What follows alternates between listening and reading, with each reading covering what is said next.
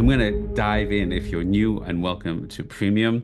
We've been learning for the last couple of weeks about Kabbalistically the procession, the process of what happens from Rosh Hashanah, Yom Kippur, Sukkot. We touched this superficially during the retreat. Now we're going into the Kabbalah. It's called the secret of the Nesirah, of how the feminine energy is formed, how Klal Yisrael are energetically formed. This is the secret of all relationships. It's the secret of all emotional transformation.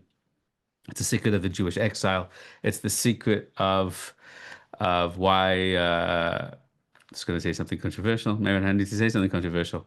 Um, it's a secret of why the Jewish people fall apart in exile and what Hashem's asking for us. This is the creation of the collective human consciousness. And it always comes to a process called Nesirah. First, we are cut free of source, so we collapse into darkness. Then we have to build ourselves, and we have to return ourselves face to face with source. And then there's an intimate relationship, and then from that, all the blessing comes into the world. So if you're hitting the ground running, this is in Premium, we do sometimes practical classes, sometimes breakthrough work, sometimes meditation, and sometimes, like these times, we're learning some deep Kabbalah together. So if you need to, when you access Premium, which you are in now, Baruch haba, welcome. You've got all access to the previous classes. So if some of this is a little confusing, you can go backwards the last session and catch up with us. And I'm going to hit the ground running today so we can cover some ground. So this is a secret which is, according to the Kabbalists, is the essence of all troubles in the world and challenges in the world of how we self-create ourselves in the divine image. It's called the Nesirah. The Nesirah means the sowing. So where did we say last week? We said Rosh Hashanah is Yom HaZikaron, and memory is going back to memory. The same word for memory is the same word for masculine. And it says that we start with a vision. We start with a vision for the startup. We start with a vision for a family. We start with a vision for marriage. And that's called the masculine. The inspiration, the potential, the initiative process is masculine. And the feminine is the manifesting force. And when we get lost, when we start with the startup, or we start with the family, we start with the marriage, we're so in love, we're so excited, and we're so passionate about something, and we got the vision and we're clear. But then like a year later, 2 years later, everything's falling apart, and we've made mistakes, and it's not launching I wanted to, and the marriage is the woman is not who I wanted her to be. The husband's like, why do I need this in my life? And we always think that's the end of the process, but really that's the beginning, because it's there in the point of darkness. In the light, you look for the truth. In the dark, stay true to the light. We said the definition of Emunah is to be in the feminine phase. The moment before, the darkest time is the moment before the dawn, right? We said that when a woman screams in the process of birth, I can't go on, I can't continue, it's just overwhelmed. One extra push, and suddenly there's a new child and a new life and a new love beyond imagination, right? So the darkest moment is before the dawn. And in that moment, when the furthest away, we talked about the Chabad custom of the husband not being even in the room at all, some say not even in the hospital, is the moment of actual creation is the moment of the feminine, but it's a moment when she's so in the darkness and she's so abandoned, just when the company's about to fall through and you're about to throw up and give her the towel and you push it one step further, and suddenly, the marketing explodes, and suddenly the clients come in, and suddenly you find the love in each other's eyes. Suddenly, that the factory is yours, Charlie. So shines a good deed in a weary world. If you remember that movie, and then suddenly it's all there. So the secret of faith is that if you fall into the darkness, is to remember the light. Faith is remembering the light, the lightning flash, the initial vision, even in the darkest time, and that's what carries you through. So if the initial time is masculine, and the creation, the darkest time, is called the feminine. To remembering the word for memory, zachar, is the word for masculine. To go back in that time of darkness and channel even in there the vision, the excitement, the passion. I know there was value in here. The light, look for the truth. In the dark, stay true to the light. I stay true by connecting. Remembering means being conscious of. What does it mean when we say in the Torah, Hashem remembered the Jewish people? Right? They were Jewish people in exile. Did Hashem forget? Does Hashem have ADHD? Did he get distracted? Did Hashem not take his riddle in that day? Right? What does it mean Hashem forgets? It means he's not conscious. He's not, the hashgacha, the providence, is not coming from the consciousness of that place. So Hashem is obviously aware. We're in Mitzrayim, we're in Egypt. But when Hashem remembers the covenant that he made with Abraham, that means the hashgacha, what we experience in this world, is now being drawn from the awareness of that factor. So when I am facing challenge in the feminine stage of the creation process, am I in despair and I'm in victimhood? Am I in an anger? Am I in a blame mode? Or do I go back to the time I had vision, I had clarity, and I let that light and clarity that I had guide me through the darkness of the present? So that's what we call Amuna. It means to be faithful to the truth that you had, faithful to the light you had. And that's why in the create, that's why Yom HaZikaron, and when we're beginning the year in darkness and challenge, and we're a year away from the light, suddenly Hashem remembers us. That means he connects to us, and we remember Hashem. We remember our mission. We move our consciousness into that initial place of purpose, initiation, vision, into the higher field, and we recreate from there. Fine. So I'm going to read a little, we're going to learn a little, then we're going to take questions and process together and apply this. How did Hashem create the world? So this is what we said. I'm going to run through the Hagdamas. There's new people coming in with saying complex things. It's hard to build a complex, beautiful idea when there's new people coming in, but because I want everyone to get it, then we have to repeat. If I don't repeat, people are confused. The basic thing we said, Kabbalah comes the word hakbalat. What do we say that means? Does anyone know what that means? Hakbalat. It means parallels, parallel systems. The essence of Kabbalah is to see that the creation of a child is like the masculine feminine energy, which is like Hashem, and the Shekhinah is like the Kohen and the people, is like the head and the heart, is like the sun and the moon, is to see that all the world runs in parallel systems. And the secret of Rosh Hashanah is to remember that there's three parallel systems that are running in sync. Does anyone from last week remember what we said? You can turn on your mics, you can yell it out, you can put it in the chat box. There's three parallel systems. I'm sure someone here will remember. I'm going to sit here quietly for the next hour and 25 minutes till someone yells it out. Everyone's going through their notes. What was he saying? Malk is here. Malka says the creation of Adam and Eve. That's number one. Right? The creation of Zer and Pin. Now she's using this crazy Kabbalistic language. The soul and body. The soul and the body. Okay. Great. Zoli, you were saying? Asiya, Yetzira, Bria, the spheres, the Malchus, the Nikva, the Shechina, the Zirampin. Okay, great. We'll go again. And Shiri Zohar says the primal human consciousness, creation of Zer and Pin Nukba, and God and the Shekhinah. And great. So these are coming in. Let's go. Male and female energy. Okay, great. So we're going to pull out. You ready? We're going to get this together. There's three secret parallels. On Rosh Hashanah, Hashem created Adam and Eve. So the creator of Adam and Eve, the creation of all of humanity, has masculine and feminine. That's one model that we're looking at. We've all got that? Great. Remember, Rosh Hashanah is not the first day of creation. It's the sixth day of creation of Adam and Eve. Good, number one. Number two is the creation of individual human consciousness, which is, if you will, the ego consciousness and the divine nature, the animal soul and the divine soul. You can call that the soul and the body, if you will. So the first is that the model of Adam and Eve is the same model of all of human consciousness. So one is Adam and Eve, which is the ultimate paradigm of masculine and feminine energy and the archetype of all of humanity. Two is all of psychology is the battle between the higher self, the higher values, the light, the energy, the divine potential within me, and my ego consciousness, my self-sabotaging nature, all the traps that I fall into, and all those kind of things. Okay. So those two are in parallel. And there's a third one. Without doing all the Kabbalistic chart that I did for the last two sessions, in the higher spiritual world, we have the physical world. This is my chart. You ready? My hands are the chart. Watch the hands. We have the physical world. They have the world of angels, that's called Yetzirah. Then we have the world of the souls, divine souls, called the world of Bria. And then we have the world of the Esesphirit, that's called Atzilus. Atzilus comes from the root Etzel, which means next to, the world of divine light and divine energy. And in the world of divine light and divine energy called Atzilus, in that space is the masculine and feminine properties of Hashem. On Instagram, which is a bit exploding for us right now in a good way. I was talking about Hashem, and I mentioned that Hashem is a him. And a woman jumped up there. She was a bit offended. She said, Hashem is not a him, Hashem is a woman. And I responded to her, Hashem is a woman as much as Hashem is a man. I agree with you. If you say Hashem is a man, Hashem is also a woman. Right? So what does that mean? Hashem is neither masculine nor feminine, and that's called the Or Ein Sof, the infinite light of Hashem. But Hashem expresses himself in the energy of masculine, and Hashem also expresses himself in the energy of feminine. So it's accurate to say Hashem is a man. We call Hashem Man, what does that mean? A man is the source field, the source energy of infinite light, infinite potential, outside space and time, not limited. That's why men like fast cars or motorbikes. They like to go outside space and time. They hate to be limited or bound or stuck. So that's the masculine property of Hashem, the infinite light, vision, energy, unmanifest, unexpressed potential, vision. And then the feminine is the manifesting force. So the feminine part of Hashem is called the Shekhinah. The Shekhinah. That means shoichen. It means to come down and dwell, to come down and live.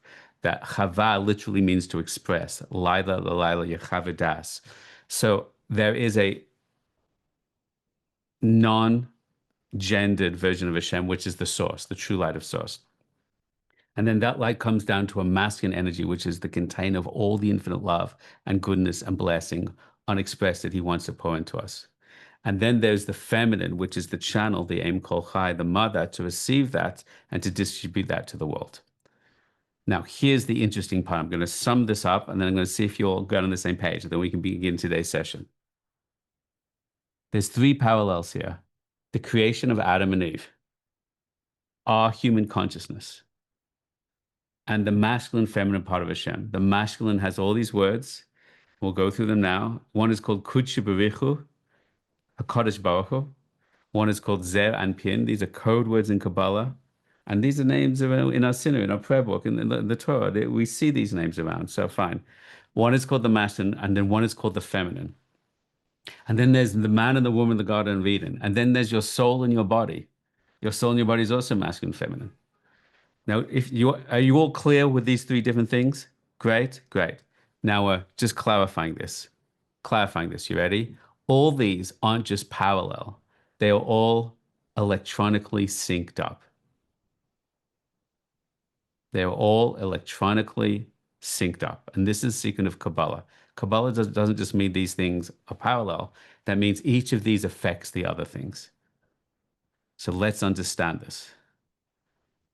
In your consciousness, you have infinite goodness, infinite love, infinite compassion. In your ego, you want to be cruel, or you want to get revenge, or you want to lash out at someone. Here's the question. Will you let the darkness block out the light? Will you let your anger or jealousy or hurt disconnect you from your compassion? Or will you allow your compassion and your caring, your presence to heal, to transmute, to release the anger and control issues? Do you hear that? What does that mean? You're living with two different parallel parts of your consciousness. And the mission of life is to allow the heart, the light of the higher consciousness to transform the lower consciousness. So your light and your blessing and your abundance and your destiny can shine through the vessel of your lower being into the world. Are we all good on that? Wave your hand if you go to that part. That part's good. Great. Here's the miracle of humanity. You ready? This is the miracle of Klal Yisrael. Hashem hardwired our consciousness into the mainframe of the higher worlds. What does that mean? In the world of Atzilus that we just talked about, there is Hashem wants to shower us, shower his people, shower the world with light, goodness, geula, redemption, healing, transformation, unity, simcha, bracha. Hashem wants to give it to all of the world. Why doesn't that light come through? The light of the masculine wants to shine through, but the feminine has these challenges, these pains. The Shekhinah is holding a lot. She's holding up the world, and she's absorbed a lot of that pain and a lot of that struggle.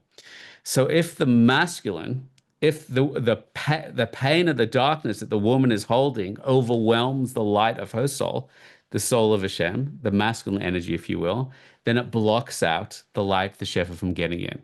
But if she can heal and she can open and she can connect to her heart and he can be loving and compassionate to her and hold space for her, then she can release and open and she can be a vessel for all the light that comes into the world. Let me say this in the simple words of the Kabbalists. What happens to the Shekhinah above indicates the flow of energy to this world. When the Shekhinah is in joy and pleasure and connection, openness, the world is full of light and redemption and healing and unity. But when Zer and Pin, when Kudsha Barichu is locked out and she's carrying too much pain, then we reflect a world of division and fragmentation of pain. The world is created for the feminine and is blessed or cursed by the feminine as she goes to light and dark. When men get married in the religious world, we're all told the secret. If you want to know how Hashem feels about you, look at how your wife feels about you. Number one. It's a very deep secret in Kabbalah. And the same extension of that, my friends, is if you want to have abundance and blessing in your life, make sure your wife is happy. Give everything you can to your wife. What we do below affects what happens above. Now, let's get this one more time. Before I check in that you're getting this, before we go to questions, one more time. You have a divine soul and an animal soul. To the degree that you can transmute, transform, elevate your animal soul, and the animal soul becomes not just not a block, it becomes a channel to draw in that light into the world. When you are in unity and sync together, when you heal a Jew, you heal the world. This is what we're saying. When you heal an individual, why? Why? Because Hashem wants to shower this world with shefa, brach, and chiyas, all abundance. But the feminine is blocking the light of the masculine. And then the man gets annoyed, and we're talking in Hashem's world, and kind of disconnects a little. But if how do we cause Hashem to draw more light and energy into the world? By causing Hashem to draw light and energy into our own hearts and lives. What we do in the microcosm opens up the parallel in the macrocosm. Have we all got that together? Great. One more step, the third element, Adam and Eve. Adam and Eve were created as this is just the midrash now, as one being with two faces back to back, turning away from each other. That is called Kabbalistically acho ba'acho, back to back. And their goal is to disconnect, to turn around and come together, panim b'panim, face to face. That's exactly another term for what we just said. Your soul and your body are created out of sync. Your body self-sabotages.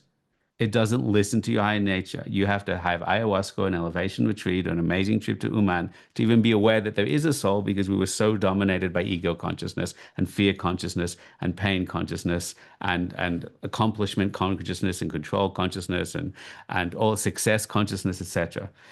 So that means back to back means they are born unconscious of each other. And when the ego consciousness is unconscious, the ego has to be abandoned, trapped, alone. There's a good yid that we were learning from this week in another program we were running, and he said he had a startup and he was being very successful and he had girlfriends, and it was only at one period in his life when the startup crashed and he lost his money and he lost his girlfriend. Then for the first time, it's like, I don't even know what I'm living for. Was I living for my relationship? Was I living for my success, my money? And that began his spiritual journey.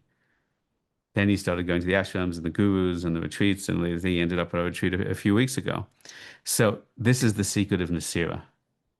It's only when the light gets disconnected and the feminine vessel falls and she crashes, then she has to say, who am I? And what am I living for? And what choices am I making?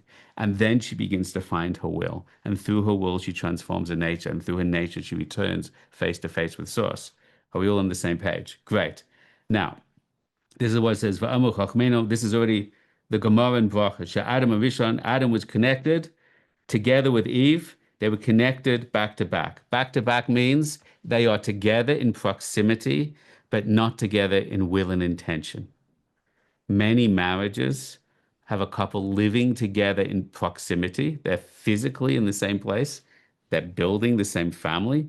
They're under one roof, but they're not together with the desire of the heart in unity and sync. And when you don't have kesher, you don't have shefa. Do you know what those words mean? When they're not in sync emotionally, energetically, then there's not light and energy running between them. In a simple sense, the shefa, when a man and woman together in intimacy, we're adults, we can say this delicately, then energy flows from the man to the woman, from the woman into her life and into the world.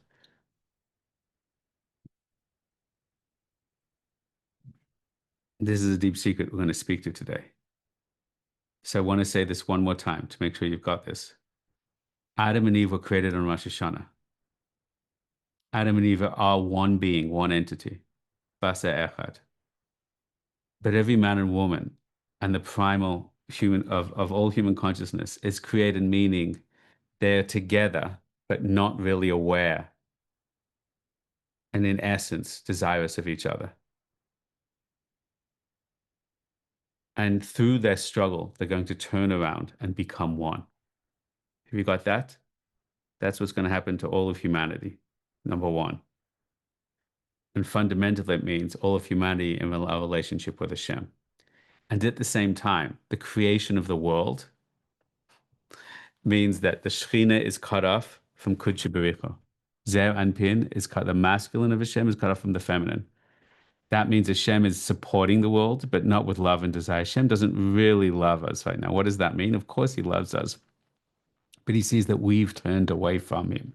So when we turn away from him, he turns away from us. And we're in a state of back to back. He's supporting the world, but there's darkness and suffering and pain and illness. There's not justice. There's not clarity. His light doesn't shine through his people. Fine. And the goal of history and the goal of Geula and redemption, the goal is Mashiach, is that the masculine of Hashem and the feminine of Hashem should turn to each other. And then Hashem's light and energy can truly flow into the world. That's called Mashiach and redemption. And finally, how are those things accomplished? By what you do with your consciousness every single day. By what you do with your consciousness every single day. If you can draw your mind and heart, your body and soul together, if you can unify them as one, if you can lift up your heart carrying so much pain and hurt as the woman of the world, holding space for everyone all the time and being fractured and broken and traumatized, etc., if we can raise up our heart to that light and bring the light down to the heart and out into the life, then we call as a Kadosh Baruch Hu, Hashem, to do that with the Shekhinah. We call all of the universe and all of the Hashem's people to do the same thing. So this is the beginning of the secret of the Nesirah.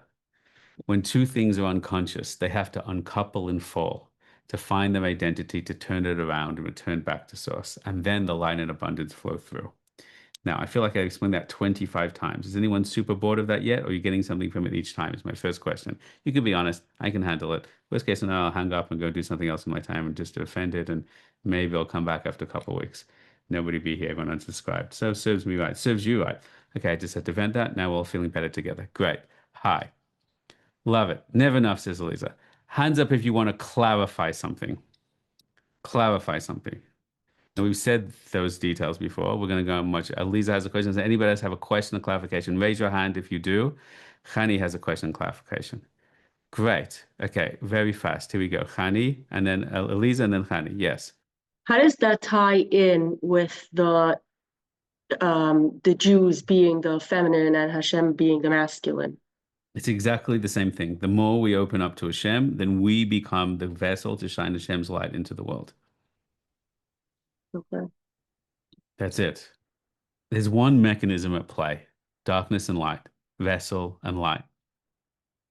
And it's refracting through every dimension of our existence, through head and heart, through all of psychology, through the marriage, relationships, parenting and children, the Jewish people in the nations right now. We talked about Charlie Kirk last week. We talked about his wife standing up and declaring, her love of God and the love of Jesus and this kind of stuff. And some of us were very moved by that, her dedication to clay. And some of us were like, why don't Jews talk like that in public? Why don't we stand up in front of stage? It's a very interesting thing.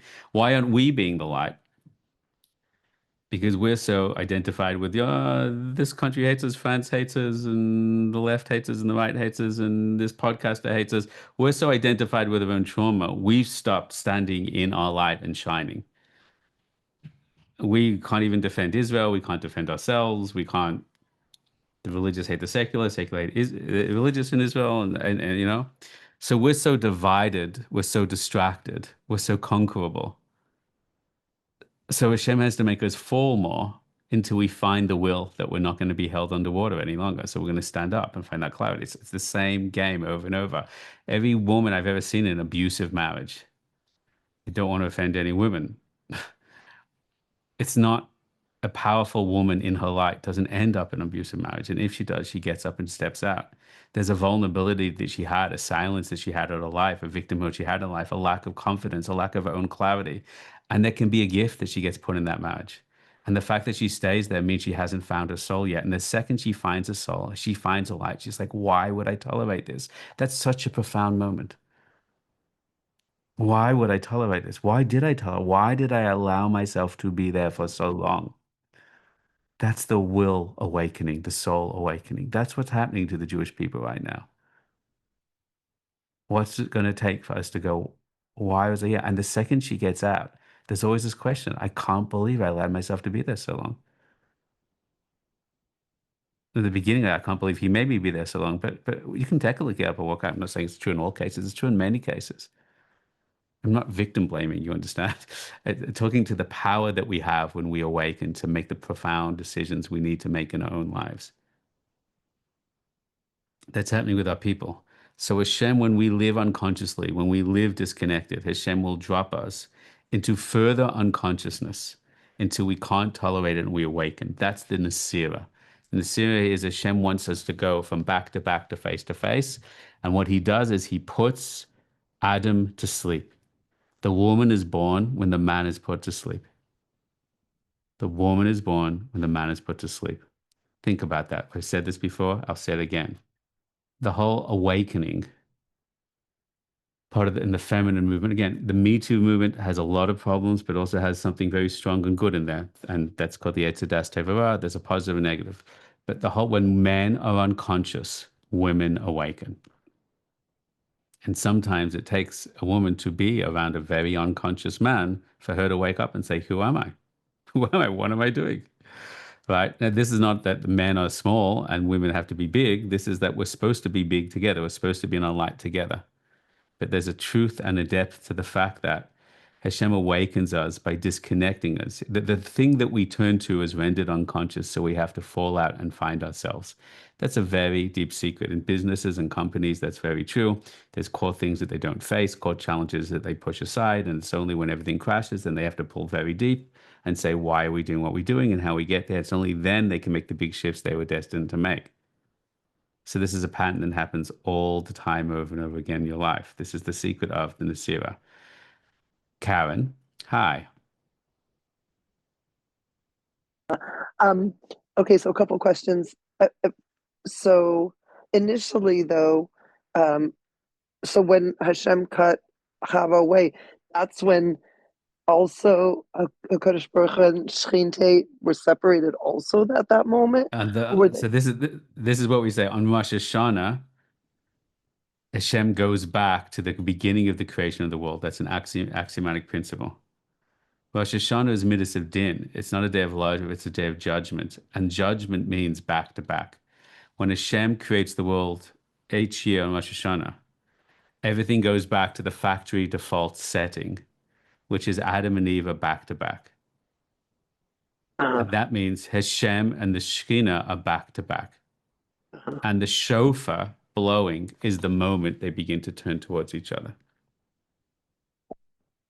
So by design, the way Hashem set up the whole system is in order that we should heal whatever happened to us over all these generations in order to bring them back together, to bring all that That's one way to put it. Yes, ma'am. Yes, ma'am.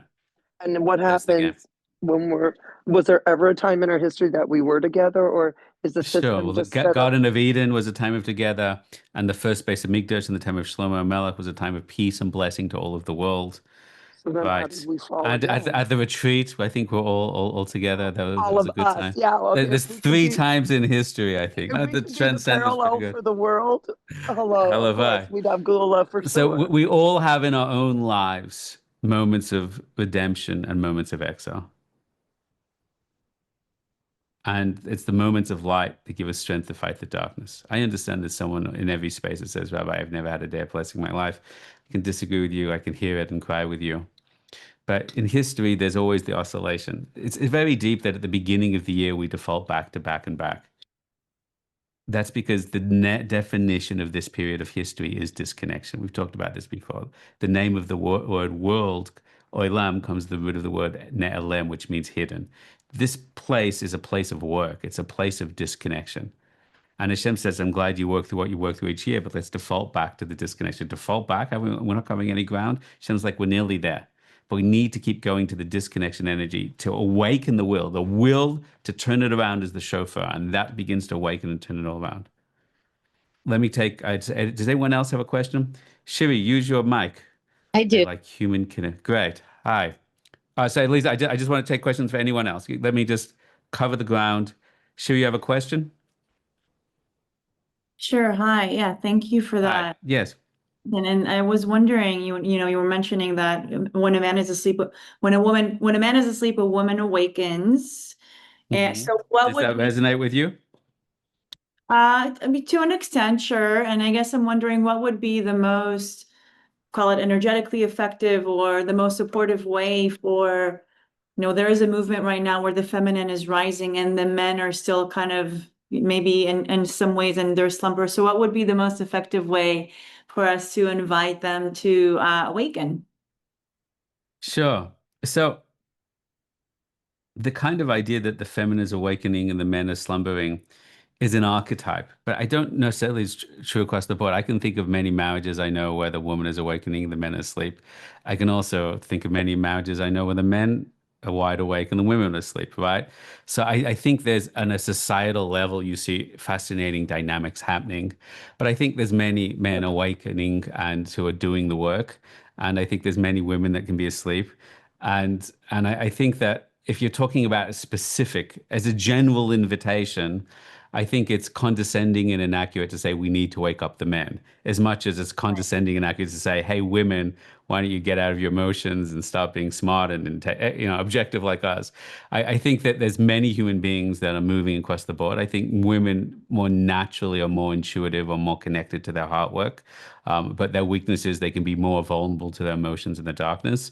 Men are more naturally more objective and can be clear thinkers. I'm talking as archetypes now, but can be also potentially disconnected, more disconnected as an archetype. I think there's a lot of tools coming to the world that are encouraging men to connect to their feelings more. I think there's a lot of light and healing that allow women to be more in their intuition and power in that darkness.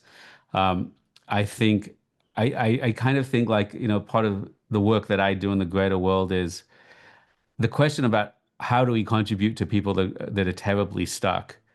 I think is not the true question for people like you and I, Sherry. Because if you and I are holding spaces of healing, you don't have to heal all the people out there that are so stuck they're not asking the question. We just have Yes. to deal with the people that are stepping into the class. And the people stepping into the class is Baruch Hashem, there's enough people stepping into your sessions and my sessions. There's enough people that are curious enough about the work, who are open enough to want to do the work. And I think we just teach them the work. And I'm a big believer in the idea of critical mass. We were talking about this in another session this week, the law of infusion of innovation, which is a sociological model that you can learn about. There's enough people in front of us that want the work that I don't have to think about how do I help someone who's not yet interested in the work.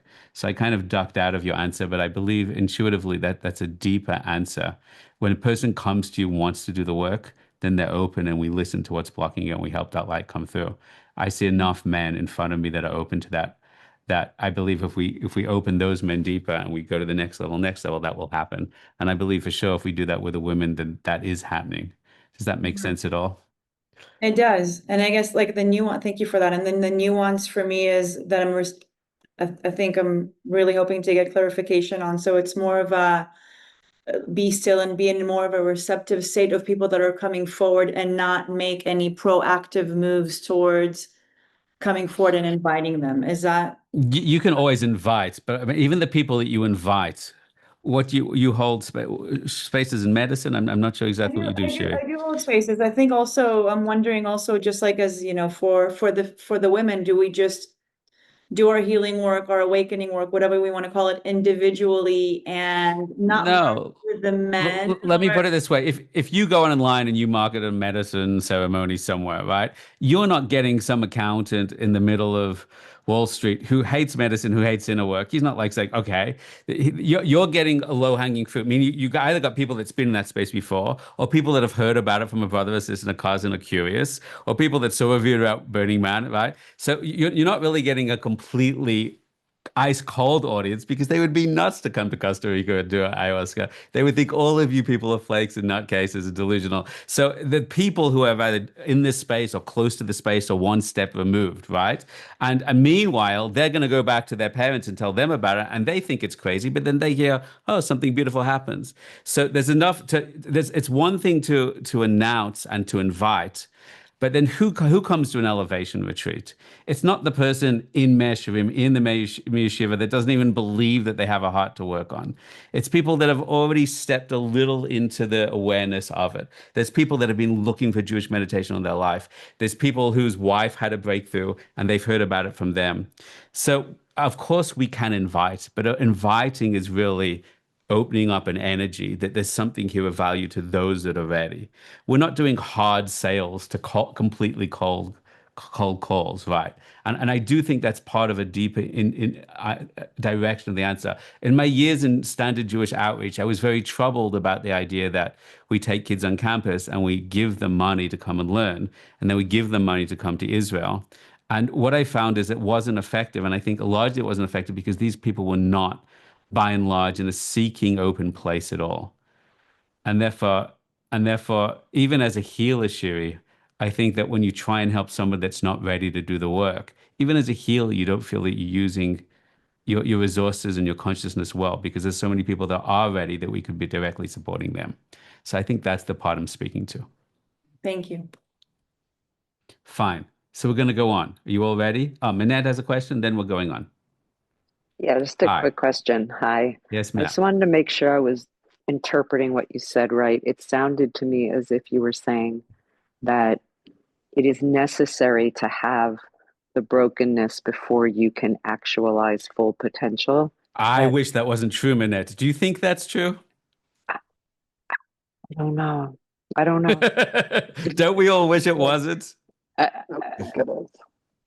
Do you wish that your children would learn a lesson when you tell them when they're 12 so they don't have to learn it when in their marriages when they're 35?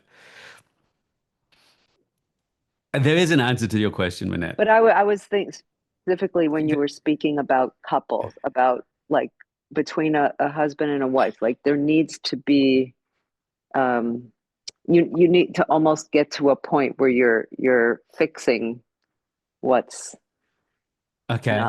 not right. Like Not right. So let's pull back. Let me give you an image of a human being.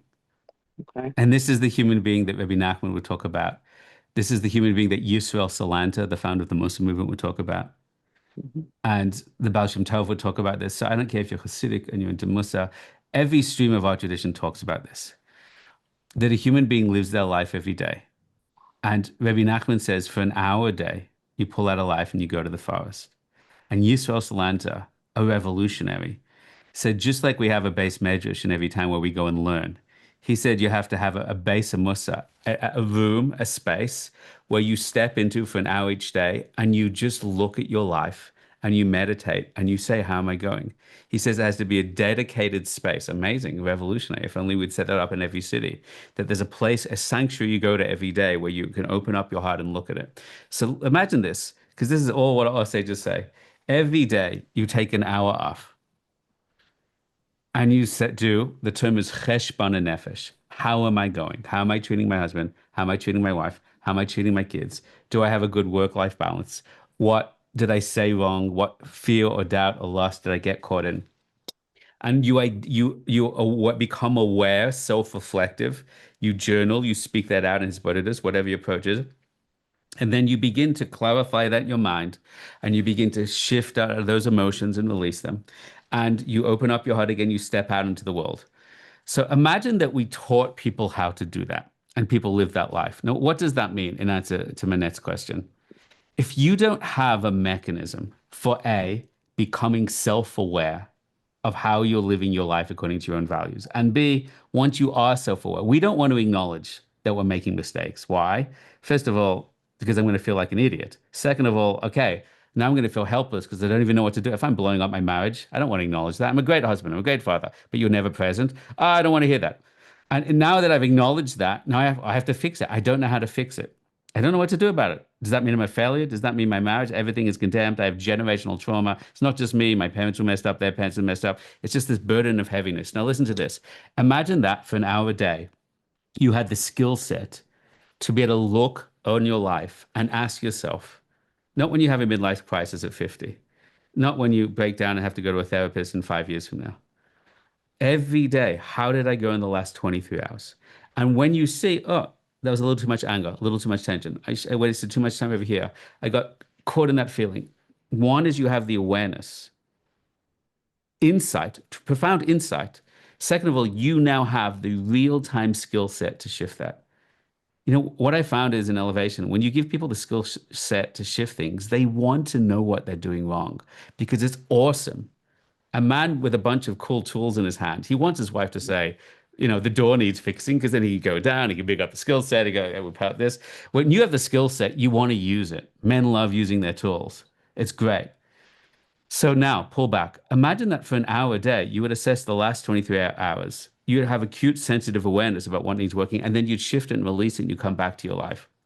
Then, Manette, if we could teach a generation how to do that, they wouldn't need to fall before they acquired the awareness to make a shift and then desperately tried to find a therapist or a technique or a process to heal that and then thought they were helpless and gave up, et cetera, et cetera. Because we have no mechanism for self-awareness. We haven't taught that to our children. We don't teach that to couples before they get married. Then we live unconsciously, unaware of ourselves and how we affect our environment.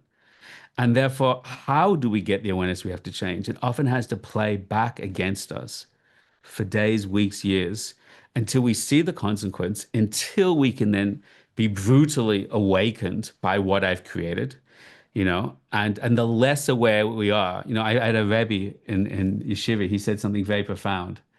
It took us years to realize. He says, if you don't, he would drill us like we were in the army on learning a Gemara every day, a page of the Gemara, and memorizing each side and giving it over clearly. And some people were too tired, and some people were too lazy, and some people couldn't think straight, and some people just didn't want the responsibility. And he would say the following line: if you can't work out your issues on the Gemara, you're going to have to work out those same issues with your wife. And if you can't work out those same issues with your wife, you're going to have to see them working them out with your children. And if you don't work them out with your children, you're going to die. No, your grandchildren have got them as well. So the answer to your question is, to the degree that we are unconscious, we are condemned to be punched by the darkness until we are brought into the light. But to the degree we choose a life of self-awareness and consciousness, then we are not condemned into the darkness, because das, cheshbon and nefesh, is enough to give us the clarity, the constant awareness of what am I doing, the willingness and capacity to self-reflect, the skill sets to then adjust oneself. Then I don't need to go through challenge and struggle for that awakening. But we don't teach a generation how to do that, then we are condemned. If we can't teach our children to do that, God forbid, and we can't give them enough light, then to some degree they do have to confront that wall to grow. Hopefully we can teach them not to panic or be overwhelmed when they confront challenge. Hopefully we can give them that resilience and use it as a moment of learning. But this is the challenge. And the definition of exile is an awareness that the collective nature of our people is that we weren't willing to learn the lesson in the light. So we have to learn it through the darkness. If we couldn't learn the lesson in the Garden of Eden, if we had the Beit HaMikdash and all of Jerusalem, but we couldn't find Jewish unity, then Hashem has to literally send us to America and Europe and Israel, and we all fracture and hate each other and attack each other until we realize that we can't survive in the state, and we have to find some love. To the degree we have consciousness, we can learn the lesson, even the light. To the degree we're unconscious, we're condemned to fall into the darkness again and again until we learn it. I understand. Do you think that's accurate? Do you have a different approach? I have to think about it. I mean, I totally understand. It makes sense. Yeah. So this is why Rabbi Nachman says, spend an hour a day out in the forest talking to Hashem and going through all the details of your life. How am I speaking to my wife? How am I speaking to my children? How am I working? How's my prayer going? Imagine you do that every day. See, we also think about that in a very OCD kind of way. If I just had to tear myself apart every day, I would be a nutcase. So put it in the context of what we all did at the retreat. If you did that with light and with joy and feeling Hashem's blessing within you, then it's a different thing. If you do it with no sense of your goodness and your blessing, then it's just kind of an OCD deconstruction of self, full of self-judgment in the worst sense. But self-awareness can be a very liberating thing. And that's the kind of direction we're supposed to be headed in. Karen thought it was an excellent explanation. Eliza also thought it was a stunning answer. So there's just three of us learning together. Everyone else is, I think, watching YouTube right now. Who knows? Maybe Malka's with us. Okay, quick emotional check-in. A few words in the box. How are we going so far? I feel we've been learning the same paragraph for 3 weeks right now. That's great. I never prepare anything else. I just prepare the same paragraph. Find a new angle. Marlon says, impressive. Impressed by the question. Impressed by the possibility. Loving it. Yes, let's continue, says Zita. Keep going, says Eliza. Okay, so here we go. We're getting deeper, illuminating, amazing. It's quite the paragraph, though. I guess if you have to repeat a paragraph, repeat the paragraph of the Nesirah. This is great. I'm thinking of how to teach my family. Begin by teaching yourselves. Be the role model. Feel a sense of clarity. Okay, so good. So we're going on. Vatam, ki Adam shalamata meremez aliyonim. Now, he's talking out the things I said. I lost my tools. Ugh. Your tools shall be delivered back. Vahatam, ki ha'adam shalamata, a person below, hints to the energies above. So I went ahead a little. V'kamoshi yesh lamata b'chinas zachav v'nekeva. Just like below, there's Adam and Eve. Just like below, there's the mind and the heart, the divine soul and the animal soul. Adam v'chava. Kain yesh lamal dugma zubo ilamis alyonim. There's the masculine female energy in the world of Atsilis. Great. Ki kol seda and hagas abrias v'shefa hayored melamala hakol hoylech al yidei mashpia makabel. Everything that happens in the lower world is a result of the masculine and feminine energy called Zevan Pir and Nukva, called Kuchi Barichu Shchinte, and above. I want you to know, as a beautiful reference point, in most Kabbalistic works, and in many of your Sidurim, when we put on tefillin, when we put on tzitzis, we have a prayer, L'Shem Yichud Kuchi Barichu Shchinte. I want you to know how beautiful and fundamental what I'm teaching to you. This is not abstract Kabbalah. This is literally in every prayer book. When we're about to do a mitzvah, we say, I am doing this mitzvah in order to unify the masculine and feminine energies of Hashem. People are like, oh, you religious people only talk about God as a masculine. No, we don't. Not only we do not talk about God as masculine, we also talk about God as a feminine. We constantly say multiple times each day as an intention before any mitzvah, I am doing this in order to unify the masculine and feminine energies. And why? Because when we do a mitzvah, the mitzvah is using my soul and my body together. That's what we do a mitzvah. We are unifying that with our consciousness, but we're adding the intention. This is what the Maggid Mezrich says. When we do the mitzvah below, we want to upload that to the mainframe. So that will affect all of the spiritual world. So that will flow down to all of the Jewish people and beyond that, all of the world. L'shem yichud kudshe berichu u'shchinte, in order to unify the masculine and the feminine, the Shekhinah. When you do a mitzvah with an intention, you send up that frequency that all masculine and feminine should be unified in the world.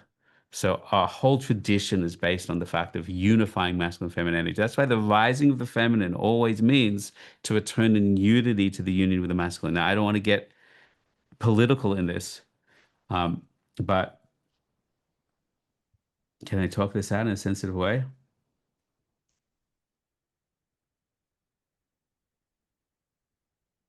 Can you not panic and go with me for a second, please? Just say it. We're good. I think so. You're good. I don't know, everyone else is good. Yeah, go. The rising of the feminine has a light side and a dark side. The light side is, let's take the Me Too movement. We're not going to take man being sexually abusive and controlling, yada, yada, yada. We're not tolerating that. We're going to change the game. Wonderful. More of that, please. Fantastic. The dark side is, what is the dark side? Would anyone care to say it? The dark side is that men are all bad and, we don't need them. Or men Right. become weak. Men become weak. That's something that men has to work on. But I want to talk about the feminine. I'm teaching you a Kabbalistic secret. I'm just not using the Kabbalistic words yet. Can be careful with it. Then we become What, men. Esty? What, Esty? The feminine become more masculine. That's also a problem. I'm afraid to say the actual Torah word. I try not to say it out loud too much. That there's a bitterness in the feminine and a desire for revenge and anger and a desire for rebellion. Not the healthy rebellion as in we're going to change and balance out, but the desire of bitterness and anger and destroying the world. Destroying men, hating, right? It's the burning everything energy. Now, in Kabbalah, that word has a name. Does anyone know what that name is? Nukba? People, no, Nukva just means feminine. Is it the name If of the you- first woman that was created? What's her name? No, Lilith? Yeah, what's the name? Lilith, but what is it? There you go. Now, I don't like to say that name. It's a very dark Right, name. I've heard, yeah. The word is Lilith. There's some people in the Jewish feminist space that they call the newspaper that name. It's like calling your newspaper Satan, right? This is not a liberating force. This is the dark, bitter victimhood force within feminine rising. And I want to tell you something. When the feminine energy rises in the world, LIL is like, oh, this is going to be fun. I'm going to co-opt what you're doing into anger and hate and bitterness. Do you understand that? Every time a woman rises, she can find her soul and find her light and be a greater source of light and goodness in the world and know herself better and empower her sisters. Or she can say, I'm going to burn the world for what they did to me. And I'm going to hate them all. And I'm going to like burn them down, blame everybody, right? And become violent. And perhaps it's interesting, Shiri. So I hear that. Yeah, it's really interesting. It's that burn the world energy. And I don't want to get into all. So it's actually relevant to this discussion. So the force that tries to co-opt that, and you saw that in Me Too as well, it starts to blame every man, starts to I hate all of the patriarchy, it starts to have an axe to grind. It doesn't look like a light that is becoming free and powerful in its own state. It becomes, we're going to burn the world and everybody. And it's a very interesting model to watch. So the struggle of the feminism to step into her lone light, but step into the Chava light. Chava and LIL are the opposite forces of feminine energy. Do you understand that? The positive feminine, the dark feminine. That exists within masculine energy too. Do you know what the names are there? It's also names not to say. Samach Mem? Yes, that's right. The Samach Mem, we call it Uncle Sam. That's a joke, but that's what they call it with my cheva. It's technically pronounced Samel, but it's probably referring to the Satan, right? Right? But it really means that's the dark side of the masculine energy. So the masculine energy has a light side and a dark side. Everything in the world has zeh l'umat zeh. And the feminine energy has a dark side and light side. So when I watch the Me Too movement, first you see a very powerful light of the Nesirah. The man was acting unconsciously. The woman gets to point at him. She's pushed down the story. She's pushed around. And then she finds, I'm going to stand up. I'm going to find the courage. I'm going to find the power to speak to the power, right? And then you just see all these latching forces on that. Like everybody has. Every woman just wants to latch onto that and get revenge on someone. And hey, sister, let's start and burn the world down. So what you see is like true noble light awakening, like everything. Somebody gets money, everybody attacks them. Someone gets power on Instagram, everybody attacks it, right? Everybody wants a piece of that. So the dark side wants a piece of that. And the question of the feminist movement is, can stepping into its power means power with light and beauty and joy? And if I am not honored for the value that I am, then I know what it means that I need to honor men for the true healthy value that they are. Do you know what I mean? So your freedom empowers other people's light. But when your power causes other people's attack, then you watch the whole thing fall apart. And I don't know how we're going out there right now. I don't know how we're going with the struggle. Whenever there's an abundance of light comes in, all the dark forces want a piece of it. That's always an idea. So part of the feminine rising is a real-time battle between Chava and LIL. And you watch it take place. You watch it take place with every individual woman that rises up. I've helped women out of abusive marriages, and it's so easy for her bitterness and her pain to swallow her alive. Can she stand up and can she get out and can she find joy and blessing in her life? Or will the bitterness and the wanting to get revenge and anger dominate her? Does the freedom lead to anger, or does the freedom lead to joy and expression of self? So this is called the LIL, and it's a part of this equation, as we'll explore on this day. So Vatam, okay, so why was I saying that? Okay, so Vatam ki Adam shalamala shalamata. So we're saying what's happening below is happening above. There was another point we're saying, I can't remember what it was. Guf das v'yesh lamala dugmas. Okay, so what's happening above is happening below. So this now is just going to break down the Torah terminology. Wave your hand in the air if you like hearing the Kabbalistic terms for things. You actually want to learn them. Fine. Wave your hand in the air if you're not really into the terms. They confuse you and you just want the abstract ideas. Fine. Here we go. So the masculine is, can someone write this in the box, please? In English, transliterated. The masculine is called Adam. Adam. Remember, the word Adam means, dam means doimem, silence unexpressed. It means unexpressed potential. And is also called Tiferes. And is also called Zeir and Pin. And is also called, this is all the masculine, Hamashpia. Hamashpia. Mashpia means the initiator, the giving over. I'll explain these terms to you shortly. V'nichres duchra. Duchra. Duchra is the Aramaic word for zachar, masculine. So here we go. Adam, Tiferes, Zeir and Pin, Hamashpia, and Duchra.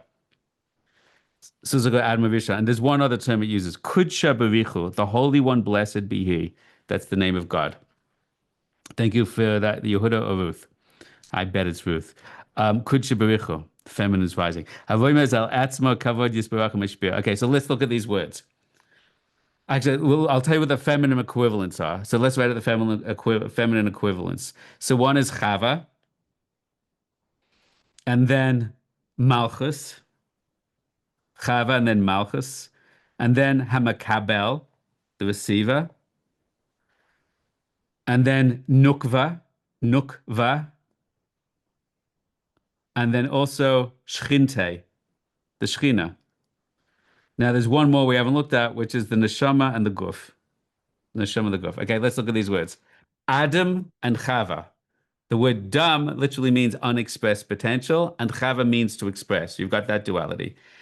Then you've got Tiferes and Malchus. In the world of Atzilus, which is also in the image of the divine, the heart space is called Tiferes, which gives over to the body space, which is called the Shechina and Malchus.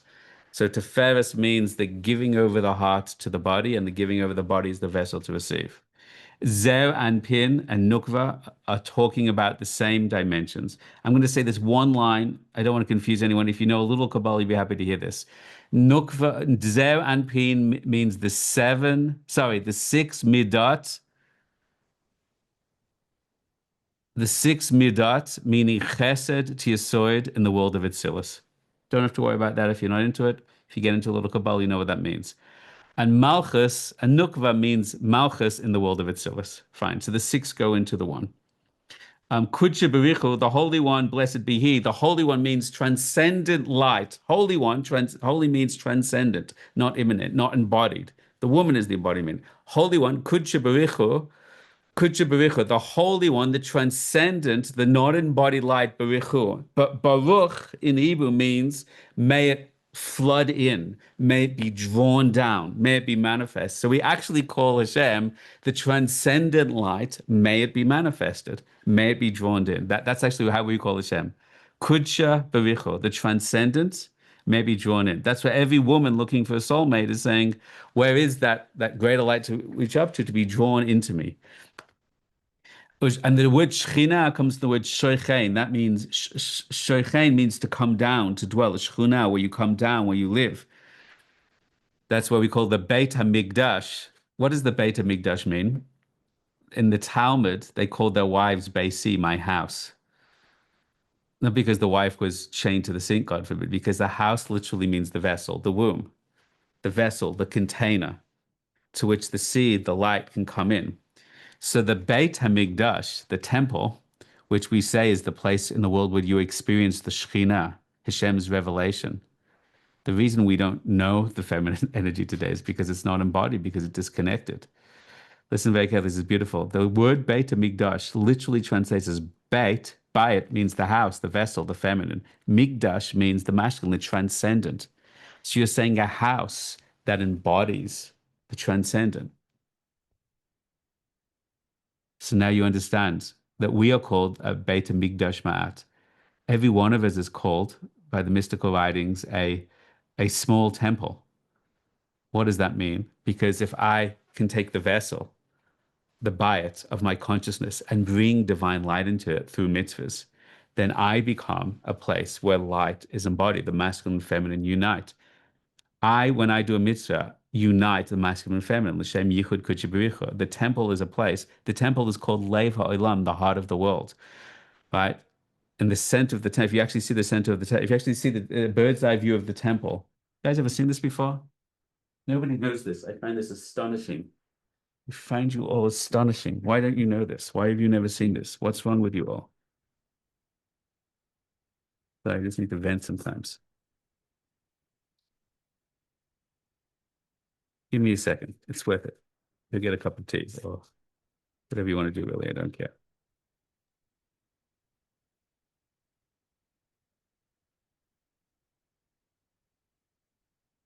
All of Judaism is about unifying the masculine and feminine. My heart is feminine, full of darkness, but if I can transmute my heart and draw the light of my soul into it, that's bringing together masculine and feminine. Does that make sense? The Beit HaMikdash means, literally, it means the place where masculine and feminine come together. In the Holy of Holies, Kabbalistically, if you were to understand this, Holy of Holies, the Kabbalists say that the house corresponds, a Jewish home corresponds to the temple. And just like there's the place where you eat the food, like on Friday Shabbos, now you have the table is the shulchan in the Beit HaMikdash. And which part of the house is the Holy of Holies? It's the place where the man and woman have intimacy together. The bedroom is the place where the masculine and feminine have intimacy together. That's called the Holy of Holies. Because what happens in the Holy of Holies of the temple, that's the place where the two kruvim, the two angels, which are the angels Metatron and Sandalphon, masculine and feminine, where they unite together. So the Holy of Holies of the house is the unity of the masculine and feminine. The Holy of Holies in the temple is the unity of the masculine and feminine.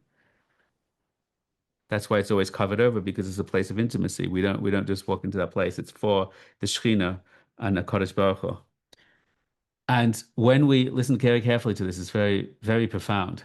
Every time we do a mitzvah, we're deciding with our ego consciousness to make it, with surrender, a place that the higher consciousness can come through, right? So we are making our bayit, our lower consciousness, our chava, a place, a vessel where the light can be expressed to us. We're drawing on a higher self and bringing it through the vessel of the lower self. And that takes sacrifice, because after I have to pray mincha, the afternoon prayer in the middle of the day, wait, I have to close this deal, wait, I have to pick up the kids, I'm so overwhelmed, I have no time for God, and I have to sacrifice my ego, right? I have to step into that place. You know, I've just made a lot of money, and some person on the street asked me for money, I don't have time for you, I'm too busy, I'm on my phone, I can't. No, you have to stop, you have to sacrifice your ego for 10 seconds to take a breath, you have to sacrifice it, why didn't you get a job, and to find that compassion to reach it, right? So the center, literally the center of the heart of the world is the place where they brought up korbanos, sacrifices. The word korban, they bring an animal and they sacrifice it. Animal represents, this is what the Kabbalists say, the animals represent the nefesh habahamis. The animals represent the animal soul. And to bring light into the world, you have to weaken the energy of the animal soul. Right? You want to scream at your husband, you want to let loose at your wife for 5 seconds. No, you have to like push down a little bit. Whoa, Nelly. And bring in a little of the light of compassion to draw some of that light into my house, into my home, right? So that's called making a korban. Korban, literal korban means sacrifice, but it comes to the word karev. It means to bring the animal up a little into the light. And when we bring the animal up into the light, then even the animal soul itself creates a vessel that the highest soul can come through. So the mystics say that in the center of the temple, especially the third temple, that with the place where they bring the korban, the sacrifices, over the place of the heart. And when they go into the kodesh, the transcendent, that's the mind. And the Holy of Holies is the soul.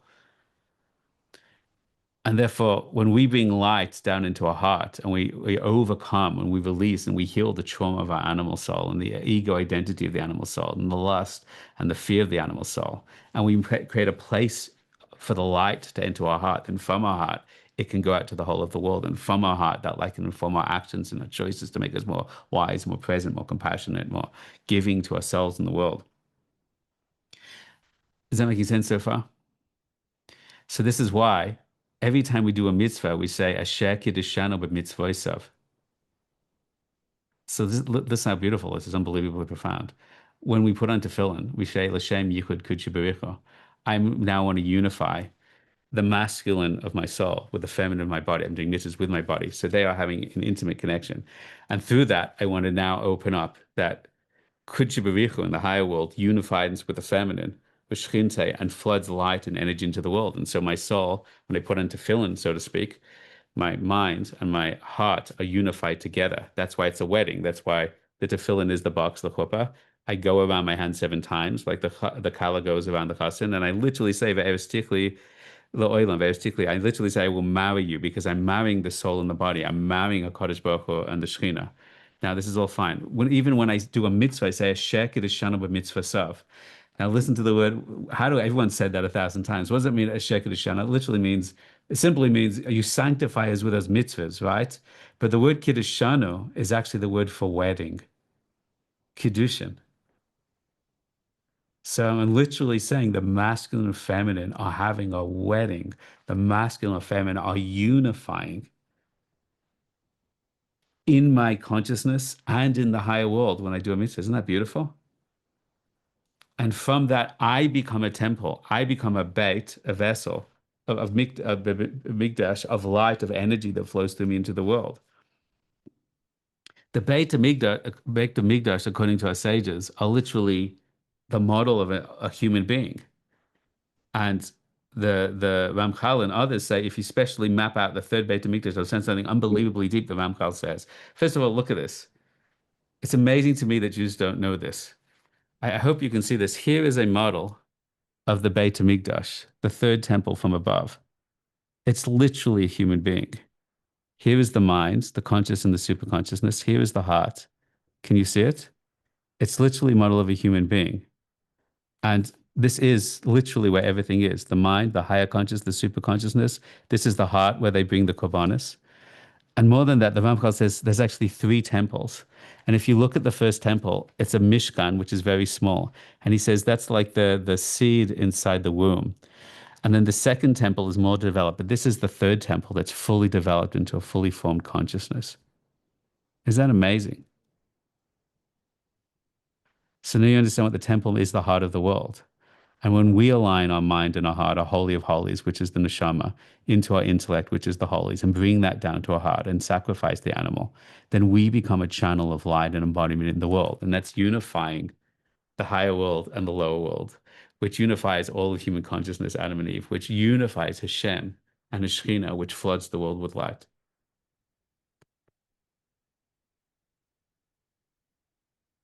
I think that's interesting. Thanks, Dov. Great screenshot. And shout out to ArtScroll, who mapped out from Yechezkel the third temple and put that in the back of the book so I could go, oh my gosh. Now, that's said explicitly. You can read the Malbim and many other sources go through all the parts of the temple and all the service, how it's aligned with consciousness and the eyes and the senses and perceptions. So the service of the Kohanim in the temple is the service of us in ourself, is the service of a man, a woman, and a wife, and building a Jewish home. And all of it is about unifying the masculine and feminine together. Okay, so we're still up to the same paragraph. No, we've covered another paragraph. So all of these are just unification points. Oh, I like that term, unification points. This is what it means. Kabbalah means hakabbalat.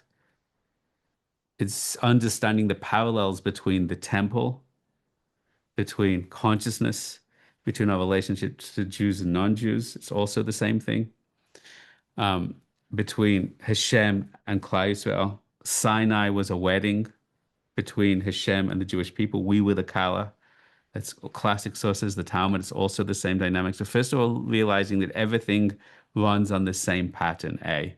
And B is the patterns are not just theoretically in parallel, but they're causative. If we shift the relationship between a husband and wife, then we shift the relationship between the Jewish people and the non-Jews. We shift the relationship between our head and our heart. That's why psychologically and Kabbalistically, if a husband and wife aren't getting along, you cause them to shift their own relationships between their head and their heart, overcome their fear, their blocks, issues, until only they get together more. That's true psychologically, but it's also true spiritually. It's very hard to find a man that loves his wife and treats his wife well, and a woman that receives that love and that they don't on a deeper level open up to Hashem or a greater light. Blocked people are blocked in relationships that block the source. Open people sense the guidance, the blessing in a relationship and guidance from source. If you see this, Rabbi Nachman talks about this stuff a lot. If you see a block in any of these areas of a person's life, you'll see a block in all of the areas of their life. That's one of the reasons Hashem blesses be able to read people well. You can understand from one point all the other points. Rabbi Nachman was very much into this. What about dukhra? So dukhra and nukva, dukhra is just another word for zacha, Chanaliba. Okay, let's pause. How are you all doing? Is this interesting to anybody? Great. We've covered one more paragraph. Don't worry, we're going to be ready for Rosh Hashanah next year. We're really going to finally be holding and all of these things and ready to really bring it in. Let's take super relevant. That's very relevant. It's at least one level above standard relevancy. We'll consider that a successful class. Hands up if you have a question or something to say. I'd like to hear from people, especially I may not have heard from yet. We're here for you. Yes, Zita, Shalom Aleichem. Shalom. Zita, where in the world are you?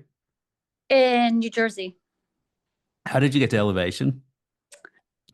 I think I first saw your YouTube videos and I was going to join like a year before, but I was in the middle of stuff and I didn't join until later. Okay, we waited for you, but eventually we had to start. But thanks I know. for What are you going to do? Great. Great. What are you going to do? Yes, what's your question, Zita? So I've heard that the Beis HaMikdash used to be called the Beis HaBechira. Is that part of what was necessary in order for the Beis HaMikdash to be built? It's a Go concept and you explain of, it. You explain it. Explain it. The concept that you have to make choices in order to be able to get to that point. In other words, it's having the consciousness, right? Like connecting to your das and making a choice so that you can have the male and female together. Exactly. Do you know how that's... Did everyone understand what she said? First of all, technically, historically, Beis HaBechira meant... Hashem didn't tell us where he wanted the Beis HaMikdash. It was the place where Hashem will choose it to be. But now, because we're spiritually sensitive, seeking Jews, we can understand the secret. You ready for the secret? This is so beautiful. The Beis HaBechira means all of marriage is a choice. I used to say this in my classes on marriage, which I haven't given for a long time, but it's a good line. When marriages don't work, people think that getting married is a choice that they made under the chuppah, and now they've made the choice, the decision is made. But marriages that work is the choice that you make every day of the marriage. Will I be compassionate over being angry? Will I be present rather than being distracted? Will I appreciate the other rather than judging the other? Because we are born back to back, because we are born spiritually disconnected and we are born unconscious in our own needs and we are born psychologically self-sabotaging, and because we are born in a generation of atheism and when we're not thinking anymore, we're born unconsciously. And it is a choice every day. At every moment, will I unify my heart and mind? Will I unify my body and soul? Will I unify heaven and earth? Will I be true to Hashem? Will I step into the light to love and connect to our people? Or will I judge our people and attack and become more fragmented? What stands between the connection of all these points? The choice. Will I rise into the light and transmute the darkness? Will I collapse into the darkness and disconnect with the light? That's a good line. I'll say it one more time if I can. Will I rise into the light and transmute the darkness? Will I collapse into the darkness and disconnect from the light? What do we call in Torah the identity with the darkness to disconnect from the light? What's that called in Torah? Does anyone know? It's called chorban. It's a very interesting word, chorban.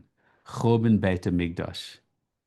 The Beit HaMikdash is, the term the Gemara uses is where heaven and earth kiss. That's a Sheh Kiddishanu. The Shem Yichud Kudsha Barichu Shchinte. You're following this? This is good stuff and it's deep, and these are very important principles to understand the rest of Torah and certainly the rest of Chassidus and Kabbalah. When we lose the Beit HaMikdash, listen very carefully. When we lose the Beis HaBechira, the power to choose, what is the essence of choice? Listen very carefully to this. The essence of choices. Do I want to unify the world, or do I want to destroy them and disconnect them? At any moment, you think in your life, Think about in the last 24 hours, a choice that you made or a choice that you should have made, how you responded to something, what you gave your attention to in a relationship with a mitzvah. Do I want to connect to Hashem for the next 10 minutes in this prayer, or do I just want to mumble my way through and disconnect? Every single choice, by definition, is a decision to connect to the source or disconnect and uncouple. Connecting to source means I'm going to use this moment to give my wife my full attention and compassion, or am I going to judge her and look away? Am I going to be fully present with my kids and build and deepen that relationship? Or am I going to get angry or frustrated or distracted, look down at my phone? Am I going to steal that thing from work? Am I going to fall into that addiction and look at that thing I shouldn't look at? Or am I going to be true to myself and true to my source? Free will is the decision at every moment. Am I unifying Kuchibu Chushkinte? Am I unifying my body or soul? Or am I falling into sin? And sin means disconnection. And the other word for disconnection is chorban. Chorban, Beit HaMikdash, means the destruction. And the destruction means the disconnection. Does that make sense to everybody? You following me? So watch how beautiful this is. Are you ready? The word bechira, choice, has the root three words, base, ches, resh. If I flip around those letters, it's the root of the word chibor, to connect. If I flip them around again, it's the root of the word choban, to destroy. It's the same letters. Do you want me to say that again? You can write them in the box. Someone write in Hebrew in the blocks. The same letters, the same energy, that is the Hebrew word to choose, can be permutated towards connection, literally the same letters, connection, chibor, or to chorban, destruction. Thank you so much, Rivka. Bechira, chibor, chorban. Beis, ches, resh. That means the power of choice, the energy of choice, is constantly, am I going to unify my people and find goodness in someone on the left or the right that disagrees with me, in the religious or secular? Are we going to unify each other and rise out of this chaos? Or are we going to judge each other and tear each other apart and cause more disconnection in the world? Hebrew letters means the energetic power of something. The energetic power of choosing means, do you want to permeate towards connection or fragmentation? You think of a moment, place in your life where you're struggling right now to make the right decision. Could be an addiction, looking at the wrong thing, could be a big decision in your life. Do you want to rise into connection, rise into transcendence, rise into a Beit HaMikdash, a bayit for Mikdash Kedusha? Or do you want to fall into disconnection and fragmentation? Every time you make a mistake, you hate yourself and you hate the Shem and you hate the world and you feel more and more disconnected and despair, right? Or you rise into connection, you rise, you find the clarity and the challenge, you step into the light, you feel good about yourself, good about Hashem and the world. The power to choose is the power to connect or disconnect. Chibur or chorban. Every time you make the right choice, you're a little closer to the light. Choosing is changing. Choosing is changing because when you make a decision, even according to neuroscience, you rewire the neural networks. You come out clear and stronger. And every time you make the wrong decision, you program yourself for disconnection. And you know, when you make the wrong decision, you just feel a little bit more deflated, a little bit more frustrated, a little bit more energetically disconnected and uncoupled. When you make the right decision, you feel illuminated and empowered and joyful and blessed. Because you are the Beit HaMikdash. You are the Leva Olam. Hashem wants us to fall so that we will choose the right thing and build the Beit HaMikdash there in the darkness. Boiche, chibor, charev. You got it, Dov. Thank you. You're welcome, Zita. Well, all the hands are up now. What happened? Did I say something interesting? Hi, Adassa. Hi. Hi.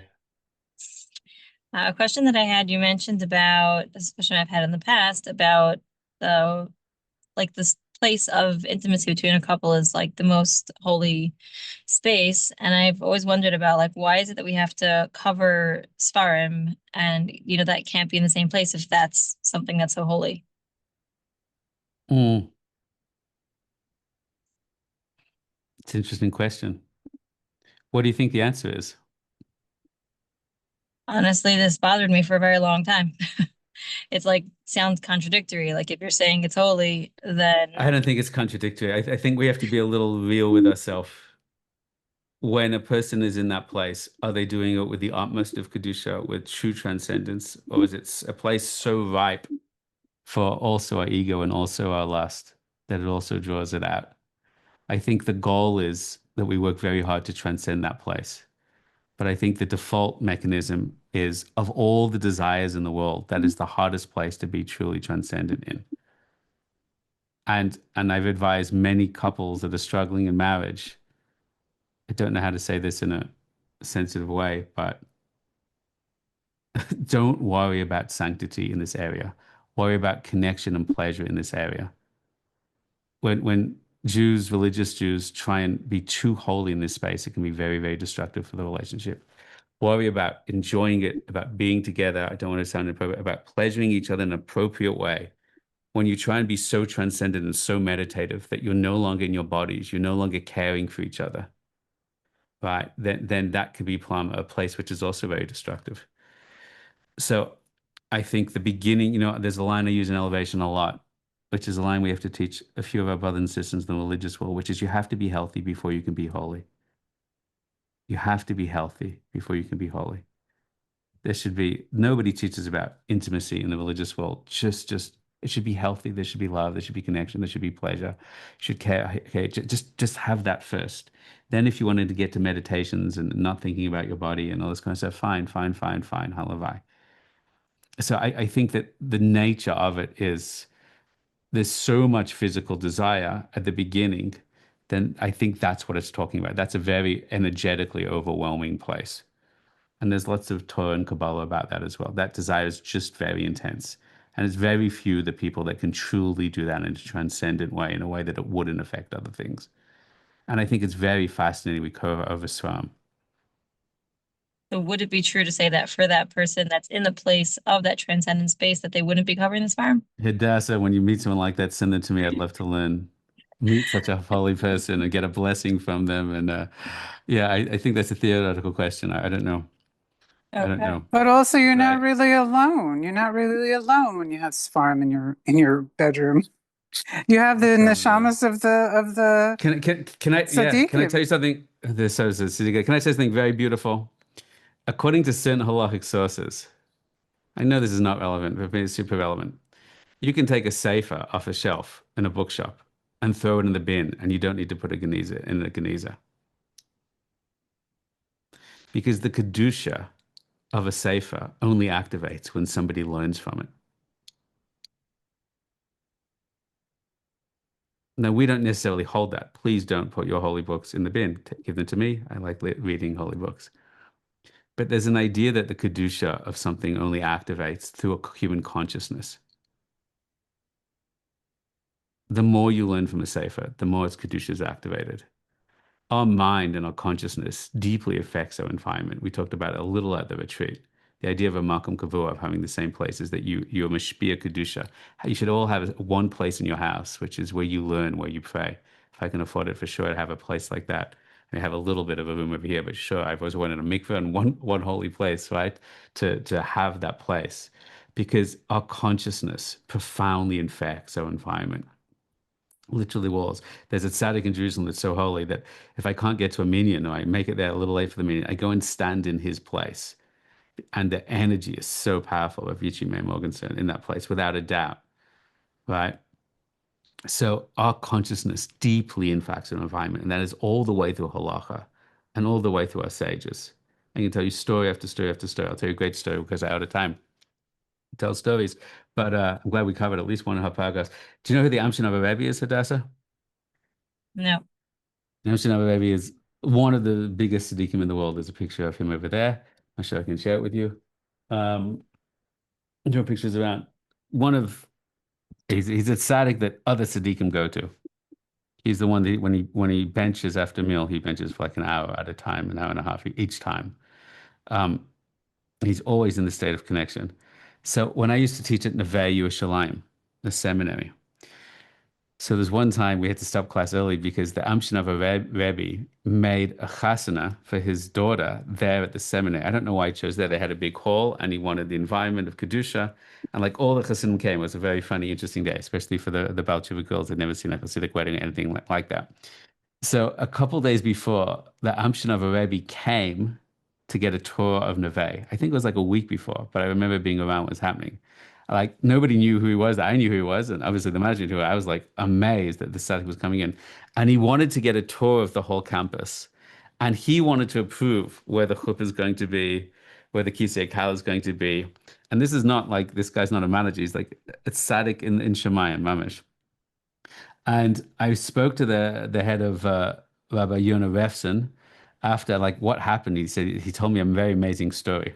He wanted to go through the campus. He's not an event manager. Why isn't he tour the campus? He's incredibly energetically sensitive. And he wanted to make sure that the chuppah was in the right place and everything was in the right place. He walked through the campus nodding and smiling. And he said there's one place he got to when he looked up. And he said, "What is this place?" And he didn't want the wedding anything near there. So what was that place? It used to be, I don't believe it's there anymore. The Family Institute was a place where they did therapy for unhealthy people, and they did a lot of therapy around. It wasn't direct. It was on the campus, but it wasn't connected to Neve. And there's a lot of people with a lot of psychological problems that came there. And that was the place where he suddenly looked up and said, "This is not Torah learning, it's something else." And I always thought that was just utterly fascinating that people are that attuned energetically. So I know this is really only slightly related to what you're saying, but our consciousness is sensitive and it is complex. And in intimacy, we are using the most intense animalistic part of ourselves. And when we learn to master that as well, we can transmute it and it becomes the holiest, most transcendent part. It's not what most people are up to. And I think therefore it's reasonable to say when entering into an experience like that, to be aware of the influence in the environment around us. And I think there's a lot of, I've talked about some of these things before and developing sensitivities to these things of energetic sensitivity. I think we can appreciate in general why for most people there's work to be done there and they should protect the Kedusha around them. That's what I have to say. Very quickly, my friends. Isabella, hi. Hi. First I wanted to say thank you for the retreat. It was incredible. With joy. And thank you. And I have just a quick question. So you mentioned that on Rosh Hashanah, it's a reset. So we go back to back. And then when we blow the shofar, we go front to front. So on Yom Kippur, is that a unification? I just want to qualify that. When the shofar blows is the beginning of the turning around. Okay. But it takes us until Yom Kippur to cleanse ourselves off and find ourselves. And then all the way through Rosh Hashanah, all the way through Sukkot, which is the time of joy, we're now turning around face to face. And it's only on the final day where they turn together face to face with full love and full intimacy. And that's where the man and woman are intimate connection. That's where we dance around the Torah. And the mystics say we dance, but we don't even learn Torah. It's just a place of intimacy. We go around, the Torah is in the middle, and we go around. Does anyone know what that means? The Torah is the masculine power of intimacy, and going around is the feminine. So the dancing around the Torah is really an act of intimacy, nekeva to sovev geva, that the woman circles around the man. So it's really an act of, it's extraordinary vision, but this is what the mystics say. It's an act of the man and woman being together in intimacy. And from that day and from the joy of that day, all the blessing flows to all of the year and all of our lives. So it's actually a full 21, 22-day process where it begins. Where it begins in Rosh Hashanah and moves all the way through. Okay, thank you. Good joy. Dove, hi. Hi. First time on Zoom. Hi. Yes, sir. I'm not used to using Zoom on my phone, so every time I get flustered. My question was, and I sort of like answered it myself, so I'm not sure if it's a question, but you're saying like we have a choice every time to either connect or technically by lack of choosing to connect, you're choosing to disconnect. Mm-hmm. My question was sometimes we don't have a choice. Like sometimes the desires or addictions or fears. Das Begolis. Das Begolis. Das Begolis. You always have a choice, but you're not always aware you have a choice. The woman in the abusive marriage for 20 years never realized she could literally just get up and walk out at any time. Her fear, her self-doubt, her lack of confidence never allowed her to step into the awareness that she has a choice. Most people with addiction have a choice, but they don't know how to access the capacity, the sense of self greater than the challenge. I've said this before, and we'll end on this point. The Baalei Mussar say that free will is a luxury that most people can't afford. When we talk about having free will, it's literally theoretical for most people most of the time. So then it isn't a choice, right? No, it is a choice, but you have to be in the right consciousness to But if you embrace can't it. right, but if you can't access a choice, then you can't. Daisy, you would say never know such things, but I wasn't born religious. And when a 20-year-old goes out on Friday night, I don't mean to a Shabbos dinner, to have a good time, you get drunk. Why does a person get drunk? escape. To make bad choices. Who said that? Who said that? That's such an out of life. Well, The Rasha. it's almost true, but it's not quite true. To justify bad choices. Well, you have to take the word choice out of that. You get drunk. You get drunk to fulfill your desires without having the burden of choice. Yeah. Does everyone hear what we're speaking to right now? You get drunk because if I want a choice, I wouldn't want to do that. I don't want to hurt that person. I want to do that. But I have this desire. Now, if I could take out my consciousness, take out the burden of choice, then I can do whatever I want to do. That's the whole Australian culture was like, get drunk. Thursday night, Friday night, Saturday night. I mean, Baruch Hashem, I wasn't a part of that. My friends were smoking weed all the time. I don't know why I never did it. I always thought it was nuts. And then I became a reformer and I realized it was nuts, which is fascinating. But the reason, now I'm answering your question, I'm telling you something very deep, if you can understand this, Rosie. The reason people drink is to eliminate choice. So listen very carefully. Do you want choice or do you not want choice? But what about that woman in the abusive marriage, so to speak? Rosie? Yeah, she Yeah. has a choice. Does she want choice or does she not want choice? She's afraid. She's terrified. She's frozen. So She loves doesn't. it. She loves it. She's so identified with the victimhood. I've been in places where I've said, we can help you out. We can help you out. We'll give you all the money. I've spoken to people. I've got money. We've arranged things. The lawyers are there. Listen to what I'm saying. I'm not blaming the victim. I'm saying this is the human nature. I can tell you story after story after story. I feel compelled to tell you this story that you won't believe me. A woman came to me. I don't know why I hate telling this story. Do I want to tell this story? Okay, I started. I have to do it fast. A woman came to me and said, Rabbi Katz, there is a rabbi who's abusing women, who abused me. Told me the whole story, all the details. You have to do something. You have to turn this around. And first of all, when I hear these stories, I'm like, oh my gosh, we have to do something. And the second is, you have to know, when you're rabbi and hear these stories, it's just like, this is going to consume weeks of your life now. You have to start with the police. You have to start with reports. You have to find out. So I said, how do I know this is true? There's not Rabbi Katz. There's a person that you know who's very close to my boy. And I can tell you things hidden in this study in the back of his house. I brought in this guy. They found everything she said, all the inappropriate things, exactly right. This guy is just like the worst, a total monster. He's not a famous rabbi. Most people don't know him. Teaches Kabbalah. So you can imagine what these people are like. Fine. So I spent weeks going to Rabbanim, going to the thing. What are we going to do? Founding other women who acknowledged it, right? Great. Let's go. Let's do it. Bring her into the room. Like, she told me what happened with him and just things you can't imagine. Fine. So here we go. Finally, it's like, okay, it's true. It's proven. There are people that can support it. Let's go. We brought it into the room. My body now is having a panic attack telling the story. She attacked me like she was literally going to slap me across the face. You can never bring this up with anyone. You can never go to the police. She would not let me do anything about it. I think she realized at some point, because she did something with him, that her marriage now, once it would come out and she would have to defend it, then she would have to turn to her husband. Did she not realize that before? This guy is still out there because this woman changed her mind of such panic and such fear. She so much wanted to do something. She was terrified about it. I've seen it. She comes to classes with her husband. Is that Still comes to classes. syndrome? The Stockholm It's not syndrome? what? Stockholm syndrome? No, Stockholm is falling in love with the person. She's not falling in love with this guy. She's so panicked about what she has to step into to take responsibility for it.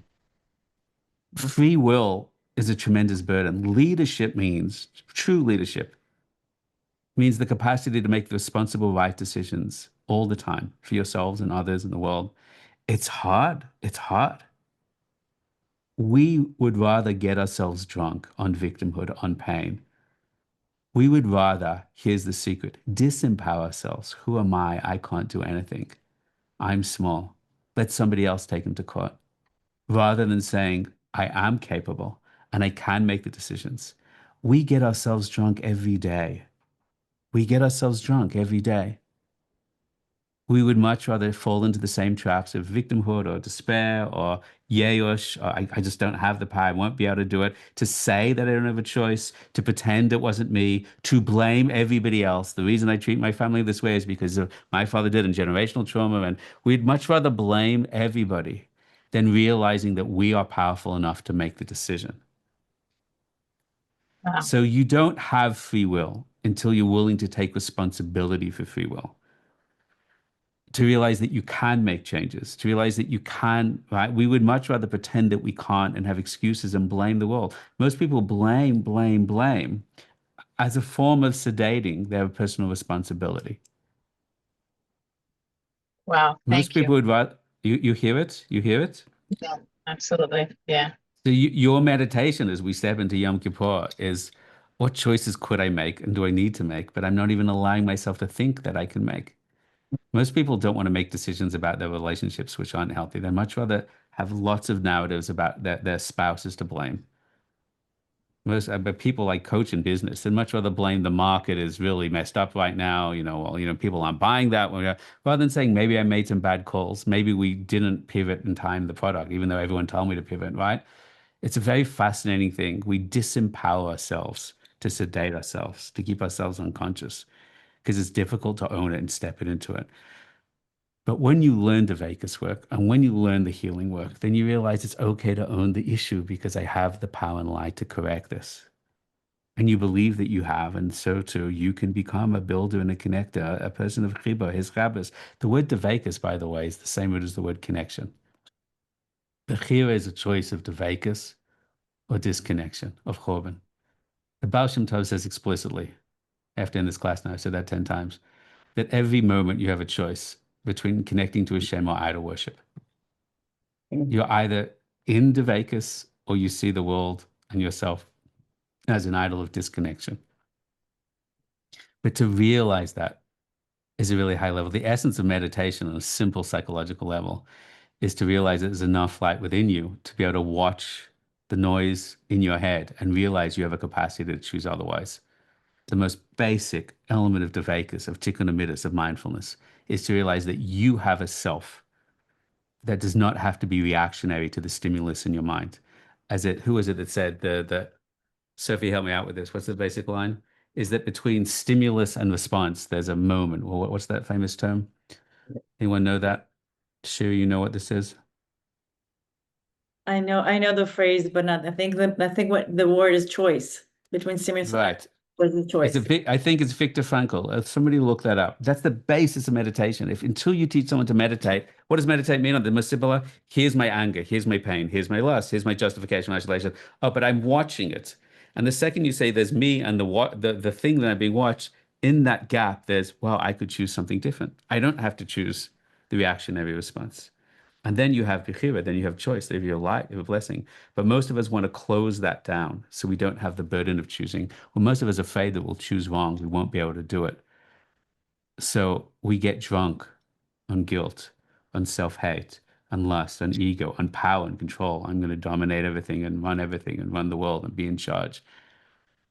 That's what narcissism is, a way to cover over the feelings of pain because I don't feel I have the power to choose out of them and heal that.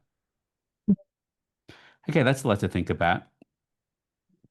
2 paragraphs. Final. Bravo. Can I say? I said 2 paragraphs. 2 paragraphs, yes. I'm sorry, we're going slow, but I hope we're going well. Everyone give me one emotional check-in. What was one takeaway or one thing that you got? No, we're going to mess this up again, aren't I? There you go. Between stimulus and response, there is a space. Frankel, we are nothing. Great, Zali. You're nothing. That's definitely the Daniel Cast message. But we are something and beautiful. Now I'm going to mess this up somehow. I want one takeaway from you. Next week we're going to be in the sukkah, and I wanted to do something totally different in the sukkah. But then we're just not even going to remember this. I've restarted this class 10 times. Simply just know there's a space. In that space is our power to choose or respond. Okay. I'm going to have to solve that. Great. Being boicher between chibur and chorban. Every choice an opportunity between unity conscious and channel light. Right? Right. What else is everybody else getting? Come on, you can do it. Give me one line. Construction and destruction are made of the same element separated by choice. That's a good word because they're also connected. Parker says, lengthen the space between the head and the heart. Wait, make new choices. And that's where you make the shidduch. That's how divorce is Nesirah, and through divorce comes a better marriage and child connection. Turning towards the turning. It all comes back to that. Been around for a while, haven't you, Chaya? Good, beautiful. Fill the It's vessel like for the Dorothy, unification. ruby red Choice slipper. between connection and what was that? It's like Dorothy and her ruby red slippers. She always had the power, she just, Wow. right? There Yeah. it is. There it is. I'll use Willy Wonka and use Wizard of Oz, and we're all going to find our way home. Ruby Got to red keep hitting the nail on the head. We sedate ourselves to avoid making choice. Right. The power to choose is the power to connect or disconnect. But neurobiology would say brain stem doesn't have choice. It's up to us to be mindfully aware of the survival reaction. We have to witness the brain stem, right? Reptilian brain, still stuck in how to connect when we're away from our DAS. Right? Yeah, we're here. Introspecting every day. Manette says brokenness is inevitable if we don't sharpen awareness and desire closeness with source. Well put. Anybody else? Fine. That is a lot to process together. Should have a wonderful, high, holy, and elevated Yom Kippur today full of tremendous love and light. It's so much light that we can confess all our darkest things, and everything is guaranteed to be held and absorbed and released. So enjoy the light. Hold me in mind, I'll hold you in mind. In the mikveh of love, immerse your soul in love. That's the essence of Yom Kippur. And everything will be healed. I'll see you in the light of Sukkot. Over and out, my friends, to be continued.